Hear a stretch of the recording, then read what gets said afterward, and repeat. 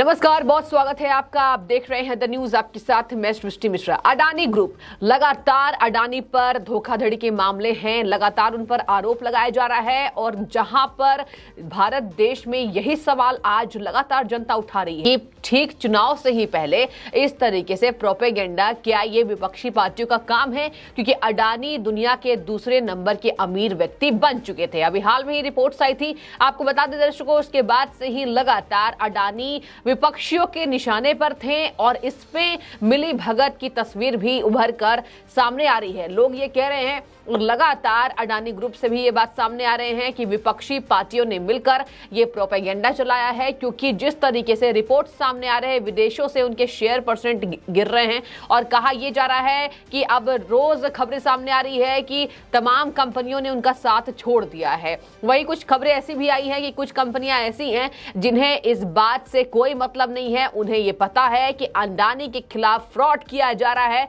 उनको गिराने के लिए, उनकी तस्वीर को खराब करने के लिए, तो वो अपना निवेश अडानी के साथ अभी भी खत्म नहीं कर रहे हैं। और लगातार आपको बता दें कि जिस तरीके से निवेशकों का जो ग्रुप्स आया है, निवेशकों की जो लिस्ट आई है, कौन कौन से वो निवेशक हैं, चाहे विदेशी उनके निवेशक जितने हैं, उसमें से कितने लोगों ने उनका हाथ छोड़ दिया है, आपको विस्तार से मैं बताऊंगी। और इसी के साथ ये भी बताऊंगी किस तरीके से भारत की जनता ये सवाल कर रही है कि आखिर जिस तरीके से लिस्ट में जब वो शुमार हुए उसके बाद से उनके खिलाफ ये साजिश अचानक कैसे रची जाती है और किस तरीके से रिपोर्ट्स गलत तरीके से पेश किया जाता है ताकि भारत की जनता और पूरा देश इससे गुमराह हो सके। आपको बता दें कि एक फैक्ट सामने आया है जिसको मैं विस्तार पूर्वक आपको बताती हूँ। LIC में अडानी के जो शेयर है वो 1% से भी कम है और कहा यह जा रहा है कि जब से LIC ने अडानी में अपना शेयर दिया था तब से LIC के जो शेयर हैं वो 2 से 3 गुना नहीं लेकिन 40% तक बढ़े थे।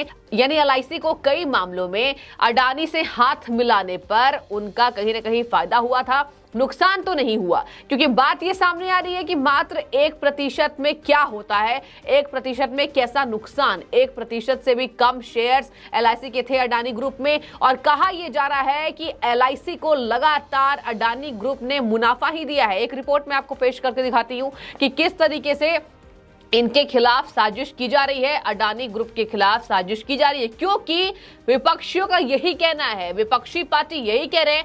पहला शब्द है नरेंद्र मोदी के मित्र हैं अडानी। नरेंद्र मोदी के मित्र अडानी नहीं है। अडानी ने आपकी अदालत में पॉपुलर शो है आपकी अदालत, रजत शर्मा उसको होस्ट करते हैं, उसपे साफ तौर पर अडानी ने ये बात का खुलासा किया था कि नरेंद्र मोदी मेरे मित्र नहीं हैं। नरेंद्र मोदी से देश में किस तरीके से विकास हो अगर उस पर चर्चा मैं करता हूं तब वो मुझे दमखम के साथ पूरे जोश भरते दिखाई देते हैं। इसका मतलब ये नहीं है कि नरेंद्र मोदी से अगर मैं निवेश पर बात करता हूं, विकास पर बात करता हूं, देश को आगे बढ़ाने के लिए बात करता हूं, आर्थिक समृद्धि किस तरीके से देश में हो उसके लिए बात करता हूं, तो वो मेरे मित्र नहीं हो गए। ये इस बात का खुलासा अडानी ने किया है और आपको बता दें लगातार ये बात सामने आ रही है कि अडानी को टारगेट किया जा रहा है। विपक्षी पार्टियों ने ये मिलकर प्रोपेगेंडा चलाया है और इसकी जांच भी लगातार चल रही है। जांच में ये खुलासा हो जाएगा कि उनको टारगेट किस तरीके से किया जा रहा है। आपको बता दें, एक रिपोर्ट आपको मैं बताती हूँ विस्तार से कि क्या खबरें सामने आ रही है, क्योंकि लगातार अडानी के शेयर्स गिरते जा रहे हैं। मार्केट में कहीं ना कहीं उनके खिलाफ साजिश रची गई है। पूरी दुनिया में दूसरे नंबर के अमीर व्यक्ति की लिस्ट से आउट हो चुके हैं और इसी वजह से कहीं ना कहीं कोहराम ये मचा हुआ दिखाई दे रहा है। आपको बता दूं कि LIC की मैं बात करती हूँ खास तौर पर कि LIC में ही जिस तरीके से जो नुकसान हुआ है, ये बात सामने आ रही है फिलहाल कि अडानी ग्रुप में निवेश करने की वजह से LIC को अरबों का नुकसान हो गया है। तो आपको मैं बता दूं कि LIC ने अडानी के जिन शेयरों में निवेश किया है उनका शेयर 2 गुने से लेकर 8 गुना हो गया है मात्र 2 से 3 सालों में। तो क्या ये LIC ने अपने पैर पर कुल्हाड़ी मारी? ये बड़ा सवाल आज उठ रहा है। इसके साथ ही आपको बता दें कि भारत में पिछले शासनकाल में क्या हुआ था वो भी बातें सामने आ रही है कि ये बातें करना जरूरी है। LIC आज का नहीं है, LIC काफी पुराना है। इसी में जिस तरीके से नेहरू के जमाने में नुकसान हुए थे, LIC डूबा था, उसकी जांच भी सामने आई है। उसकी रिपोर्ट आज तमाम चैनल्स दिखा रहे हैं किस तरीके से जब नेहरू जी के जमाने में LIC में ऐसा घोटाला हुआ था कि तब के वित्त मंत्री को इस्तीफा तक देना पड़ा था, क्योंकि फिरोज गांधी ने इस बात का खुलासा संसद में कर दिया था। इसके साथ ही आपको बता दें कि 1956 में एलआईसी की स्थापना होती है। ये बात सामने आई है कि 1957 में एलआईसी ने 6 कंपनियों में निवेश किया था, जिसका मालिकाना हक हरिदास मुंद्रा के पास थी। और आपको बता दें कि वो कलकत्ता के सामान्य व्यापारी थे, जिस पर नेहरू जी का इतना भरोसा हो गया। 6 कंपनियों में वित्तीय स्थिति बहुत खराब थी। मैं आपको बात कर रही हूँ हरिदास मुंद्रा की, कि 6 कंपनियों में एलआईसी ने निवेश किया था। और इसके साथ ही आपको बता दें कि तमाम न्यूज चैनल्स ने यह बात का खुलासा किया था कि उनकी वित्तीय स्थिति खराब है, उसके बावजूद भी अगर एलआईसी ने अपना निवेश किया था, एलआईसी ने उनके शेयरों में निवेश किया था, तो उनको नुकसान हुआ था। और इसके बाद ही ये भी बात सामने आ रही है कि हरिदास मुंद्रा कहीं ना कहीं नेहरू जी के करीबी थे, और इसी वजह से उनकी स्थिति खराब होने के बाद भी ये बात मीडिया से छुपाई गई थी, ये बात देश की जनता से छुपाई गई थी, जिसके बाद ये खुलासा लगातार हो चुका था। क्योंकि इसके साथ ही आपको बता दें, ये शेयर की खरीदारी, ये बात तब सामने आई, जांच में तब पता चला जब ये शेयर की खरीदारी ओपन मार्केट में नहीं लेकिन प्राइवेटली की गई थी। या प्राइवेटली आपको शेयर क्यों खरीदना है, इसकी बात प्राइवेटली क्यों करनी है। दिल्ली के होटल में इस बात का खुलासा हुआ था कि दिल्ली के होटल्स में आपको बता दें हरिदास मुंद्रा से कहीं ना कहीं उनकी मुलाकात हुई थी। उसके बाद एलआईसी को हरिदास मुंद्रा पर भरोसा हुआ था, जबकि उनकी वित्तीय स्थिति खराब थी। इसके बावजूद भी जब हरिदास मुंद्रा को ये बात का पता चला कि एलआईसी मेरे शेयर्स में निवेश करने वाला है, उन्होंने अपने शेयर्स को 8 गुना बढ़ा दिया था।